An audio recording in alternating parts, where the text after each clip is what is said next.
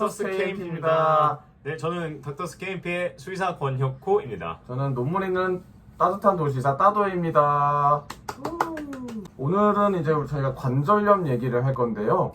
그 전에 네. 제 반려견 달래 한 번만 소개를. 제 발레는 지금 14살이고 요크셔 테리어고요. 혀가 어렸을 때부터 이렇게 나와 있습니다.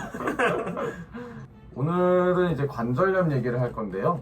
우선 사람의 관절염은 이렇게 다양한 관절염의 종류가 있습니다. 관절염은 골관절염이라고 해서 나이가 많이 들었을 때 이제 나타나는 관절염. 흔히들 가장 많이 생각하는 그 관절염이에요. 관절염이 가장 흔하고 류마티스 관절염, 자가면역 관련 염증인데요. 그리고 다른 것도 통풍, 강직성 청취형, 화농성 관절염 등 엄청나게 다양한 관절염이 있어요. 하지만 오늘은 이 골관절염에 대해서 집중적으로 얘기를 해볼까 합니다. 이 방금 말씀하신 것 중에서 대부분을 차지하는 게 어떤 걸까요? 제일 많이 걸리는 거? 결국 제일 많이 걸리는 게 골관절염이에요. 이게 결국 나이가 들면서 많이들 생기는 염증이고 흔히 생각하는 관절염이라고 생각하시면 되겠습니다. 동물은 어떤가요? 동물 같은 경우도 방금 말씀하신 대로 분류를 되게 많이 할 수 있긴 한데 일반적으로는 아까 처음에 말했듯이 퇴행성 관절 질환으로 보통 분류를 크게 해요. 그 영어로 DJT라고 Degenerative Joint Disease라고 하는데 그 관절에 있는 염증이 있다 정도로만 일단 하고 원인 찾거나 이런 거는 좀 더 이제 세분화돼서 들어가는 그런 방향인데 아무래도 사람만큼 본인이 통증을 잘 느끼지 않다 보니까 세세하게 좀 조사를 하는 경우가 적어요. 근데 분류는 이때 이렇게 상세하게 질병을 진단할 때는 자세하게 적는 경우는 생각보다 적어요. 그럼 그냥 관절염 이렇게 하나로 그렇게 가게 되는 거겠네요. 네, 그 관절염 안에 원인 같은 건 이제 검사하는 거에 따라서 달리는데 사람은 무조건 검사를 하는데 반려동물 같으면 보호자가 원할 때 검사를 하는 아마 진단 방법의 차이가 좀 있는 것 같아요. 그래서 제가 오늘 설명할 내용은 그 2019년 란셋이라는 논문에서 이 골관절염에 대해서 리뷰를 올려놓은 것을 중심으로 설명해 드리도록 하겠습니다. 이 란셋이 되게 명망 있는 엄청 유명한 논문이에요. 그래서 란셋의 논문을 썼다 하면은 한국에서는 일약 스타가 될 수 있는 그런 이제 큰 논문이죠. 바로 교수님 가능한가요? 그거는 교수님은 실력과는 또 다른 문제라. 그 주차장 같은 거죠? 자리가 있어야지 들어가는 거죠? 페라리 끌고 와도 주차장에 자리가 있어야 되기 때문에. 명언이네요. 관절염이 이제 골관절염이 어디 생기는지 보면은 지금 이 표를 보시면은 제일 많은 게 무릎이에요. 무릎 항상 그 어머니들 아프다고 하시잖아요. 할머니들. 그래서 걷기 힘들고 그리고 손 마디마디 아픈 것과 그 다음에 엉덩이 고관절 순서대로 지금 많게 되고요. 여성이 남성보다 확실히 더 많은 수에 걸리고 있습니다.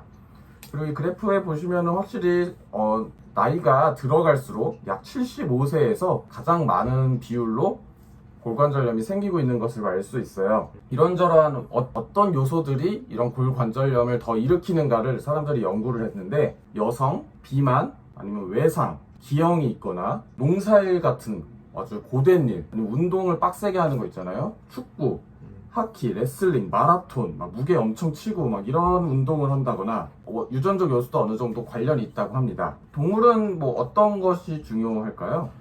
좀 흥미로운 게 사람은 이제 내가 의지대로 움직이고 생활 스타일, 라이프 스타일에 따라서 이렇게 걸리는 게 좀 달라지는 게 흥미로운데 동물 같은 경우는 사실 노동을 하진 않잖아요.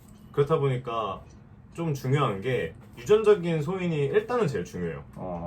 동물은 종이 많으니까 그 종에 원래 이 유전병이 많은지 아니면은 근친교배를 한다고 순종을 만든다고 하다가 좀 유전적인 변형이나 기형이 생기는 경우도 있고 그리고 반려견 같은 특히 개 같은 경우는 이제 형태학적으로 관절염 예를 들어서 고관절 같은 데 관절염이 많이 걸리고 고양이는 알 수가 없어요. 원인이 없이 뭔지 그냥 관절염이 오는 경우가 많은데 이 있는지 없는지도 일단 찾기도 힘들고 만약에 있어도 이게 면역성인지 유전성인지 잘 알기가 힘들어요. 아까 사람은 무릎부터 온다 그랬는데 반려동물 같은 경우는 보통 이제 골반 여기 고관절부터 시작을 해서 무릎, 뒷발, 그리고 엘보, 마지막으로 척추.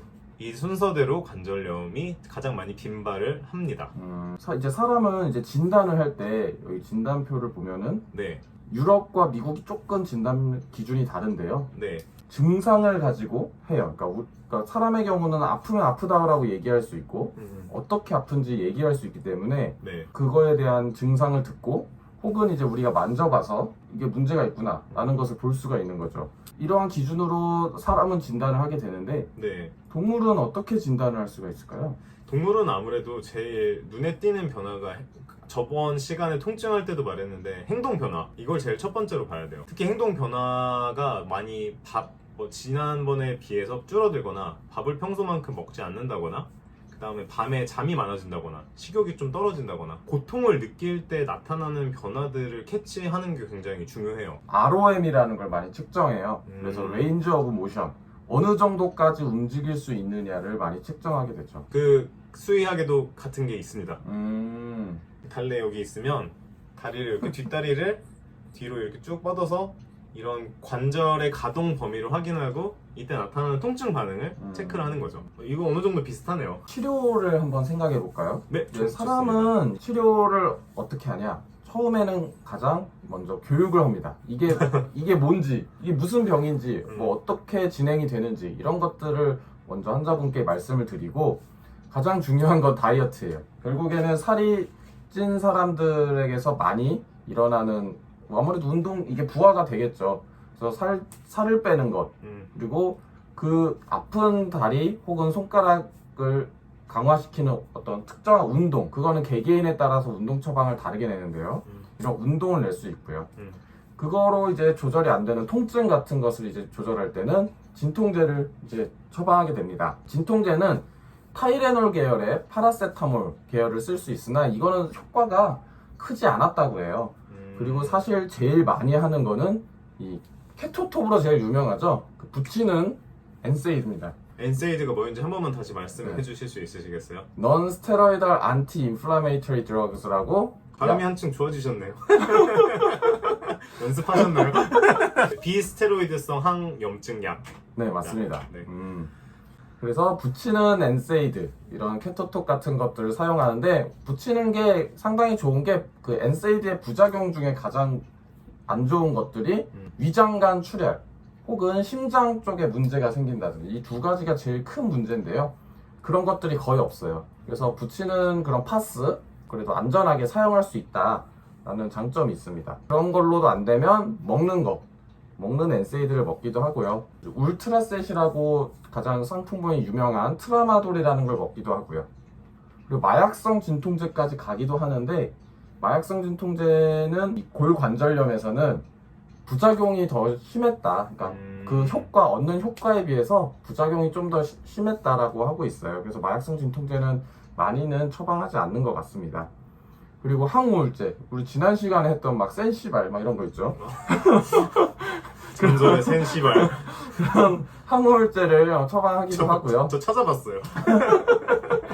이런 모든 것들을 다 했는데 결국에는 안 된다 라고 했을 때 결국 이제 수술을 하게 되는 거죠. 다양한 약제들을 실험 중이에요. 현재 임상 실험 중으로 뭐 많이들 들어보셨을 거예요. 뭐 콘드로이틴, 뭐 글루코사민 뭐 이런 거 활발히 연구 중이죠. 동물들은 어떨까요? 동물들도 일단 제일 중요한 게 처음에 말한 세 가지 교육, 다이어트, 적절한 운동이 제일 중요해요. 특히 교육이 제일 중요한데 자기 몸이 아프지 않다 보니까 이 반려동물도 아프다는 표현을 안 하게 되면은 얘가 아픈지 아프지 않은지 모르고 그냥 밖에 나가서 안 걷는다고 산책을 하면서 다그친다거나 뭐 이런 경우도 생기고 그리고 많이 먹여서 다이어트를 해야 되는데 과체중인 경우가 정말 많아요. 특히 이게 체중이 높아질수록 관절염에 걸릴 확률이 많이 높아지는데 좀 흥미로운 연구 결과가 고양이 같은 경우 한 연구에 의하면 꽤 큰 연구였어요. 대략 한 45%에서 92% 사이의 고양이가 나이가 들수록 무조건 관절염을 가지고 있다는 건데 무조건요? 네. 그러니까 이거 평균을 내면 70% 정도는 사실상 뭐 가볍든 중증이든 관절염을 가지고 있다는 거거든요. 그리고 또 한 살 먹을수록 관절염 그 스코어 계산을 하는 공식에 따르면 관절염에 걸릴 확률이 매해 13%씩 증가를 하고 10살 이후로는 관절염에 걸릴 확률이 아주 급격하게 증가를 합니다. 그러면 나이가 든 개나 고양이는 이제 관절염이 거의 있을 수 있겠다라고 생각을 해야겠네요. 우리가 캐치를 못할 뿐. 맞아요. 그리고 또 개들 같은 경우도 뚱뚱하지 않은 애들보다 뚱뚱한 애들이 관절염 가질 확률이 거의 한 6에서 8% 정도 높아요. 같은 나이대로 비교하면. 사람이랑 아무튼 비슷하네요. 살을 빼야 되고 적절한 운동을 해야 된다는 거. 맞아요. 그리고 반려동물도 마찬가지고 사람도 마찬가지인데 운동뿐만이 아니고 적절한 식이 조절도 중요하고요. 뭐 약을 쓰는 건 없나요? 그래서 약은 보통 제일 많이 쓰는 게 동물은 붙이는 약이 없어요 일단. 그리고 아세타미노펜 같은 경우는 지난번에도 말했는데 고양이한테 사실상 쓸 수가 없는 약이기 때문에 대부분 아까 말한 엔세이드라는 비스테로이드성 항염증 약으로 관리를 하는데 이것만 주로 사용을 하다 보니까 수의학 논문을 찾아보면 그 약에 대한 연구 결과가 되게 많아요.